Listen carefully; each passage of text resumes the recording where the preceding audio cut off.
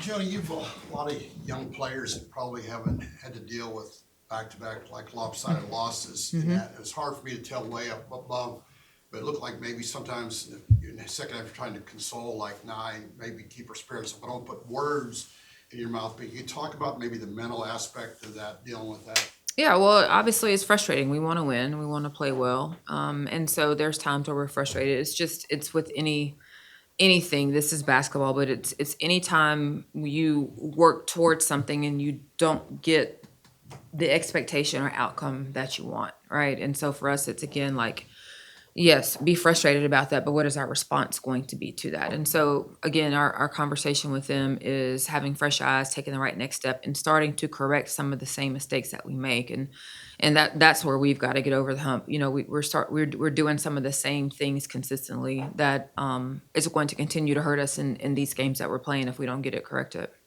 And one thing has been turnovers. So is that maybe you change your lineup or change the way you rotate, or, you know, if you had the answer, you'd already done it, but Yeah. what maybe some possibilities? Oh, I think it's continuing to. I need to get Nia out sooner.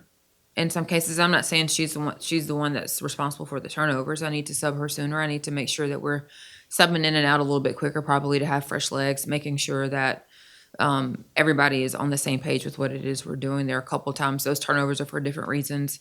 The ones where we just ate the ball, that was at my direction. You know, I'd rather have if we're struggling to get the ball in bounds against a team that pressures the way Texas did, I told them to hold on to it, get a 5-second count, and let's set our defense and not give them a live ball turnover. So I take all those turnovers because that was my instruction to them.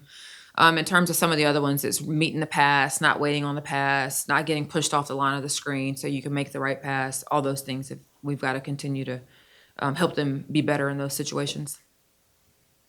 What is it about the second halves here in a few games now where it's kind of been muddied down and Yeah. a game at halftime and it gets away in the second?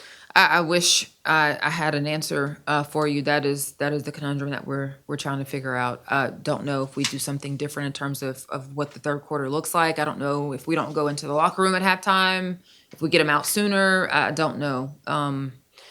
It's constantly what we are trying to figure out and talk about.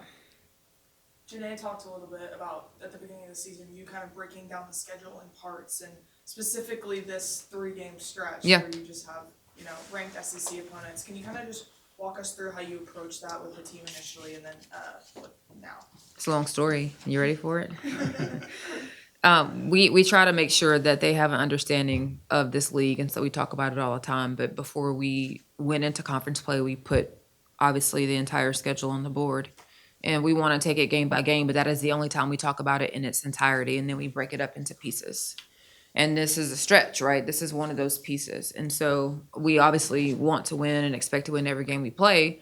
But the conversation is like, this is a bit of a storm. This is hard, right? It's all hard, but this is rain, thunder, lightning, tornado, hurricane, whatever word you want to put on it. And I just told him, I said, I'm from the South. And so when I first started driving, one of the things my parents taught me was when it's raining really hard and you get caught in a thunderstorm, don't pull over. Don't pull over. Because if you get pulled over, the rain cloud will just sit on top of you and you'll just be sitting in it. They were like, if you have to slow down to 30 miles an hour, if you have to slow down to 20 miles an hour, if you have to put on your hazard lights, just keep going. Just keep going. And then the second thing they taught me was when it's raining so hard that even when the windshield wipers are going on and you can't see what's in front of you, find the white line. Find the white line and focus on the white line. Because if your car is on the left side of the white line, that means you're still holding it in the road, right? If a tire gets on that white line, you're veering off the road, get back on the road. And if your whole car is on that white line, then we're about to go off the cliff, right? So for them, the white line is their why, because we're in a storm right now. The white line is their why. So what is your why? What are you thinking? And if you were to pull over and you're stuck, what does stuck look like? Reading about what people have to say, listening to parents, listening to coaches, feeling sorry for yourself, separating instead of coming together. That's all of those are forms of pulling over. Let's not pull over. Because if we keep driving, we are going to drive out of the storm and we're going to be ready to do some things. But if we pull over and we get stuck, we're screwed. And so we're in one of those storms. There's some more down here too, but we're in one of those storms right now. So that's just the conversation that we have around this league and where we are. So what do you want to, I guess, see from them that, I guess gives you confidence that they are, keep going and I think it shows up in practice. I mean, it's not the game. It is the game. Obviously, that is the end result, but they're not going to get to the game and drive out of the storm. You drive out of the storm in practice with your body language, with your habits, and they have been good in that way. We've got to respond quicker. We've got to respond faster.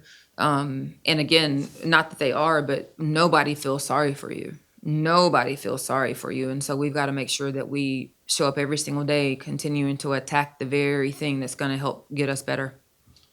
So what about a little scouting report there on LSU? They had a couple bumps in the road, and they seem to have rectified things. So what might have caused that bumps, and what do you see from them right now? Well, I mean, you have to ask Kim that when she comes here Thursday. Obviously, this league is just talented, but they're a talented team at every position. She's got great guard play, obviously, and Flage and Michaela and Fuwali and Richards is playing really well. And then she's got some young post players who are just really collectively doing a great job with their role. They're elite in transition. They love getting out and running in transition. They rebound the ball still very, very well. And so we've got to make sure, again, this is another team that we've got to slow down and force into a half-court game. We've got to try to make them uncomfortable and crowd their feet. And then the biggest thing we've got to do is just try to limit them to one shot. I was gonna say is every coach seemingly have your system, like you're known for defense or whatever, your defense first. You look last year, you held them to 32% shooting on the road. So your defense, I'm sure you looked at that tape. What did you like? Maybe hope you can do the same thing you did last year when it comes to, I'm sure you take maybe 32% shooting from them tomorrow night. I would, but I'm not going to tell you what we're going to do. But yeah, I mean, I would like to be able to. Our defense has to hold. This league, if you don't defend, you don't have a chance. And obviously, you got to score the basketball as well. So the biggest thing is going to take multiple efforts in whatever we do. You're not going to stop LSU. You're not going to stop those individual players. They're too talented with one effort. It's going to take multiple efforts from everybody who's on the floor. When you went back and looked at tape, we talked before, but Last year or Texas? no, What tape? Texas game. Okay. You did play great defense the first half. Yeah. And, I think I asked you before. Do you think when you look back that the second half, then you weren't able to score enough to make that defense even keep playing the same way or better? Yeah, I think that was part of it. Obviously, we didn't score enough points. And I also think that we took a few more erratic shots, which led to Texas scoring in transition, and we limited their transition opportunities in the first half. And in the second half, they were able to get out and play a little bit more loose and push tempo. And it's really hard when you don't have a set defense against them. Thank you. Thank you. Okay. So for both players, since you both do handle the ball, turnovers have been a big problem in the last two games. So I don't know if you've addressed that, but what do you think has to happen for you ladies to cut down on the turnovers? You're gonna have a few, but just how do you cut down on them? Yeah, we just have to be more patient. Just understanding that we can't allow teams to speed us up, and just throwing the ball to people when they're open, as soon as they're open. But we'll work on that today. Focus on stuff like that today. I think just being more confident, with it in practice, allowing, the practice players to, pressure us so we can, learn how to handle the full court press and, learn how to make the right reads so it can translate in the game. How about the game? Did Joni tell you ladies just to block it out and move on, or did she hit the high points and said, we're going to learn this from this? What about moving forward? After the games, we really don't talk much about the game, so we'll watch film, have a conversation about Texas, and then talk about LSU. And she's going to tell us to keep our heads up as she always does. Just going to give us positive feedback and the feedback that we probably don't want to hear. Either way, it's going to help us grow. Do you ladies talk to each other about, hey, what's the vibe right now, do you feel? Yeah, absolutely. I mean, we've had 2 tough losses, and we understand that, but the season's not over, and we're not going to play like the season's over. So we came together, had a conversation about something has to be different now. So that's what it's going to look like on LSU when we play LSU, and that's what it's going to look like for the rest of the year. Yeah, we know, we're in the SEC. We play some dogs every night. You guarding WNBA players, you're playing against, really, really good coaches. So we know what it takes, and, we're at a bump in the road, but it's only going to go up from here. you say, something has to be different, kind of, move on from a couple of these losses. What, in your mind, what do you feel like needs to be different? I would say we just have to, coaches can't coach energy and effort. That just has to be something. We have to go out and we just have to play basketball, and we have to have the will to win and understand that this is the SEC. So being down 10 away is a good thing. Any team down 10, that you're in the right position. So understanding that's not a loss and learning how to fight back from being down 10 and winning a game. In both of these, it happened in the second half. So what, I don't know, what is it about, going from a first half to a second half that's been challenging? Yeah, we got to figure that out. We have to figure out a way. We've seen that it's been the second half, so we have to talk about that today and try to figure out like what has to be different to have a better second half. But we haven't seen each other yet, so we'll figure that out today. And Janae, you're gonna be playing your former team. Any weird feelings there, or is it just another game? No, just another game. We played them last year, so I've been here for 2 years, so it's just another game. Yeah. A little bit different last year, maybe, I'm sorry. No, go ahead. It was a little bit different last year, and so maybe that's why you're over a little bit. Yeah, it's different now. Just another game for me though. Sorry. I agree. And then just talking about the team in general, like, is there kind of this stretch that y'all have is pretty brutal, just with back-to-back top 10 teams? Is there conversations that are had of like, hey, we have to be able to, push through this tough stretch and then maybe be able to see a lot of the benefits on the other side?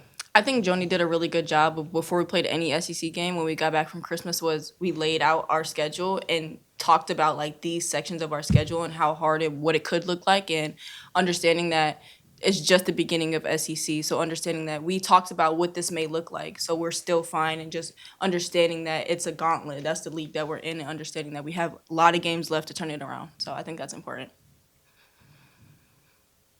Great, thank you all. Thank you guys.